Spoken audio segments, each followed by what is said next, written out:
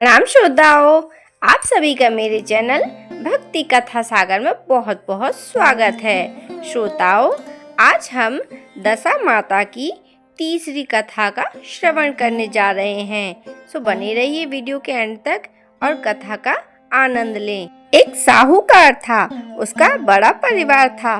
5 बेटे, उसकी 5 बहुएं तथा एक लड़की थी। लड़की का विवाह हो चुका था, किंतु दूसरी विदा नहीं हुई थी। इस कारण लड़की माता पिता के घर में ही रहती थी। एक दिन साहूकारिन दशा माता के गड़े लेने लगी। उसके साथ ही उसकी बहुओं ने भी गड़े लिए और वह अपने सास से पूछने लगी, क्या ननद जी का भी गड़ा लिया जाएगा? सास ने कहा कि अवश्य। तब वे बोली कि उनकी तो विदा होने वाली है। यदि व्रत के पहले ही विदा हो गई, तब सास ने कहा कि मैं पूजा का सब सामान साथ में रख दूंगी, वह अपने घर जाकर पूजा कर लेगी।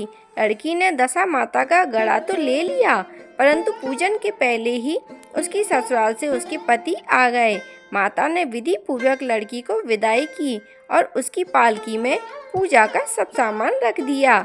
जब वह अपने घर पहुंची, तब वहां घर के आंगन में गलीचा बिछाया गया। उस पर जहां बैठ गई, वहां पास पड़ोस की स्त्रियों ने बहू को देखकर आने लगी। सब उसकी सुंदरता और कपड़े गहने की प्रशंसा करने लगी। किसी की नजर सब कुछ छोड़कर उसके गले के गड़े पर जा पड़ी। वह बोली कि बहू की माँ बड़ी टुटकानी है, इतना जेवर होते हुए भी 2 तार का सूत का धागा गले में क्यों पहना दिया? सो समझे में नहीं आता। जहाँ एक ने यह बात कही, वहीं सभी की नज़र गड़े पर पड़ी। सभी स्त्रियों ने गड़े के संबंध में कुछ न कुछ राय प्रकट की।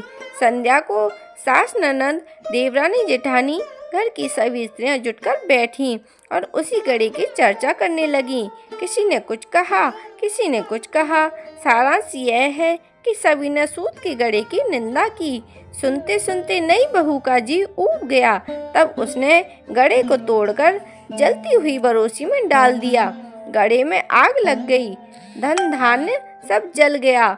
सभी लोग इधर उधर भागने लगे। सभी लोग अपने प्राण बचाने लगे। उस जले घर में स्त्री पुरुष दोनों रह गए, बाकी सब 3-13 हो गए, अर्थात सभी लोग भाग गए। घर का सब सामान जल चुका था। न खाने को अन्न था, न पहनने को वस्त्र।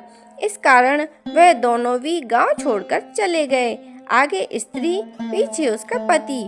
दोनों चलते चलते उस गांव में पहुंचे, जहां की वहां लड़की की उनके पति से कहा कि जब तक कोई जीविका नहीं है, तब तक तुम भार झोंक कर पेट भरो। मैं भी किसी मजदूरी की चिंता करती हूँ। पति भार झोंकने लगा और स्त्री एक कुएं की जगह पर जा बैठी। उस कुएं पर सारे गांव की स्त्रियां पानी भरने आती थीं। उस लड़की की भावजें भी आईं और उसे वहां बैठा देखकर कहने लगी, बहन, तुम तो किसी भले घर की लड़की मालूम होती हो, कैसे बेकार बैठी हो? कहो, किसी के यहाँ रहोगी तो नहीं? लड़की बोली कि अवश्य रहूंगी, परंतु ना तो नीच टहल करूंगी, न खराब खाना खाऊंगी। बड़ी भावज बोली, हमारे घर में करने को कोई नीच काम नहीं है।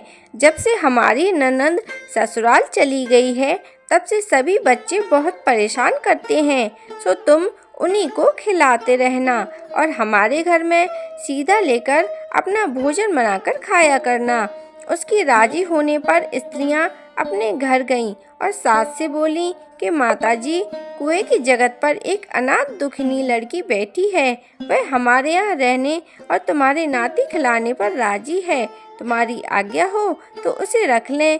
सास ने कहा कि खुशी से रख लो, परंतु इतना कह देती हूँ कि पीछे से कलह न करना। सब बहुओं ने कहा कि नहीं करेंगे। तब सास ने आज्ञा दे दी। वे दूसरी बार पानी भरने गईं और दुखनी को अपने घर लेवा लाईं। वह अपनी भावजों के लड़के के बच्चे खिलाती रही और बनाकर खाकर जीवन निर्वाह करने लगी। देव योग से फिर से दशा माता के गड़े लेने का अवसर आया। सास ने कहा, बहुओं आओ, सब बैठकर गड़े लें। बहुओं ने पूछा कि कि क्या दुखनी का गड़ा भी लिया जाएगा। सास ने कहा कि जब वह घर में रहती है तब उसको क्या बाहर किया जाए, उसे भी गड़ा लेना चाहिए। तब बहुओं ने कहा कि इस तरह रोते रोकते तुमने ननद जी का गड़ा लिया था, आखिर पूजा न हो पाई और वह उसकी विदाई हो गई। अब दुखनी को गड़ा लेवाती हो, यदि पूजा होने के पहले यह भी चली गई। तब सास बोली कि तब क्या हानि है, तुम्हारी ननद ने अपने घर जाकर पूजा की होगी। दुखनी पूजा होने तक यहाँ रहेगी तो उसकी पूजा में शामिल हो जाएगी, ना होगी तो चली जाएगी, जहाँ जाएगी वहाँ पूजा कर लेगी। सर्वसम्मति से दुखनी ने भी दशा माता का गड़ा ले लिया। 9 दिन तक कथा कहानी होती रही। व्रत पूजन यथा विधि हुआ। 10वें दिन साहूकार की 5 बहुओं और उनकी सास ने सिर से स्नान किया, घर में गोबर से चौका लगाया, चौक पूरा और पूजा की तैयारी करने लगी। तब दुखनी बोली कि भाभी, मुझे फटा पुराना कपड़ा मिल जाए तो मैं भी स्नान कराऊं। तब बहुओं ने सास से पूछा कि हमारे पास ननद जी की साड़ी रखी है, कहो तो इसे दे दें। जब ननद जी आएगी तब उनके लिए दूसरी साड़ी आ जाएगी। सास ने कहा कि दे दो, मुझे क्या, तुम्हारी ननद झगड़ा न करे, तुम जानो तुम्हारा काम जाने। अपनी पुरानी साड़ी लेकर दुखनी स्नान करने गई। उसने सिर से स्नान करके साड़ी पहनी और गीले बाल बिखराए हुए घर आई। यहाँ पूजा होना आरंभ हो गई थी। वह जो ही पूजा के पास आकर बैठी, त्यों ही एक भावज ने कहा कि ये दुखनी तो साक्षात ननद जी की तरह लग रही है।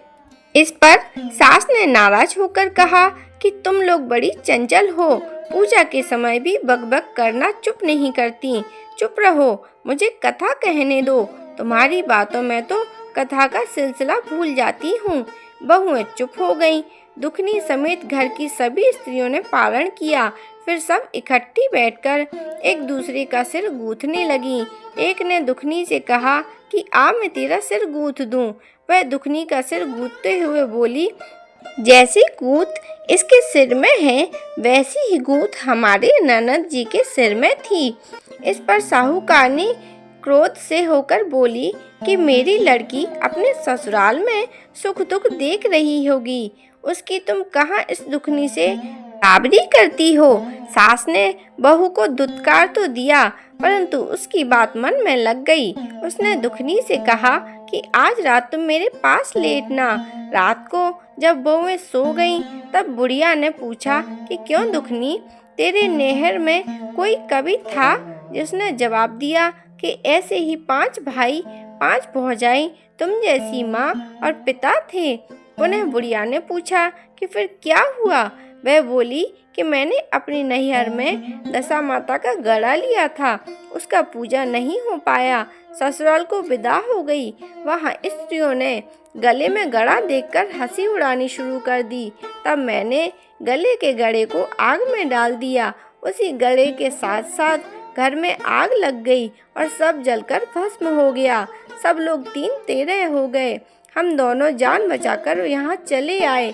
माता ने कहा कि तेरा पति कहाँ है? दुखनी ने जवाब दिया कि वह तो भड़मूजे के यहाँ बाहर जोंकते हैं। साहूकारनी ने अपनी लड़की को पहचान लिया, उसे गले लगाकर रोने लगी। उसके रोने का शब्द सुनकर बच्चे लड़के सब उनके पास आ गए। तब बुढ़िया ने कहा कि यह दुखनी और कोई नहीं, तुम्हारी सगी बहन है। तुम्हारा बहनोई भरभूंजे के यहाँ बाहर चौंकता है। दशा माता के कोप से उनकी ऐसी गति हुई है। सवेरा होते ही 5 भाई भरभूंजे के घर गए और जैसे तैसे बहनोई को बुलाकर घर लाए। उन्होंने उनका बहुत सत्कार करके स्नान कराया और उत्तम वस्त्र पहनाए। तब तो वह सुंदर साहूकार दिखने लगा। कुछ दिनों बाद ससुराल में रहने के बाद जब वह अपने घर गया, तब उसने देखा कि घर के सब लोग पहले की तरह सुख सुविधा से रह रहे हैं, अपना जीवन यापन कर रहे हैं। उसके बाद वह ससुराल आया, तब उसके सास ससुर ने दुखनी को उसके साथ विदा कर दिया। दुखनी अपनी दशा पर विचार करती हुई जब ससुराल जा रही थी, तब मार्ग में उसे एक नदी मिली। उस नदी में स्नान कर अप्सराएं दशा माता का गड़ा ले रही थीं। उनका एक गड़ा अधिक था। उसमें से एक बोली कि यदि इस टोली में कोई उच्च वर्ग की स्त्री हो तो उसी को गड़ा दे देना चाहिए। उन्होंने डोली के पास जाकर पता लगाया और दुखनी को गड़ा दे दिया। जब दुखनी घर पहुंची तब उसकी सास सूप सजाए, ननद कलश लिए और देवरानी जेठानी अन्य मांगलिक वस्तुएं ले उसका स्वागत करने लगी। नेक दस्तूर हो चुकने के बाद दुखनी ने आसन पर बैठते हुए कहा कि तुम लोगों ने तब की बार दशा माता के गड़े की निंदा की थी, इसलिए सबका बिछोह हो गया था। घर का धन धान्य स्वाहा हो गया था। राम राम करके ठिकाने लगे हैं। अब कोई मेरे गड़े के बारे में चर्चा ना करे। जब मेरा व्रत पूरा हो जाएगा और जब मैं श्रद्धा पूर्वक पूजा करूं तो सभी श्रद्धा पूर्वक पूजा में शामिल होना। सबने खुशी से उसकी बात मान ली। 9 दिन कथा कहानियां हुई। 10वें दिन विधि से गड़े की पूजा हुई। 7 सुहागनें न्योती गईं। महावर आदि से उनका श्रृंगार कराकर आंचल भरे गए। इस प्रकार खुशी से दशा माता का पूजा हुआ। दशा माता ने जैसे दुखनी की दशा फेरी, वैसे ही हम सब पर दशा माता अपनी कृपा बनाए रखें। बोलो दशा मैया की जय। श्रोताओं, अगर आपको मेरी वीडियो अच्छी लगी हो तो मेरी वीडियो को लाइक करें, शेयर करें और मेरे चैनल को जरूर से सब्सक्राइब करें। वीडियो देखने के लिए आप सभी लोगों का बहुत बहुत धन्यवाद।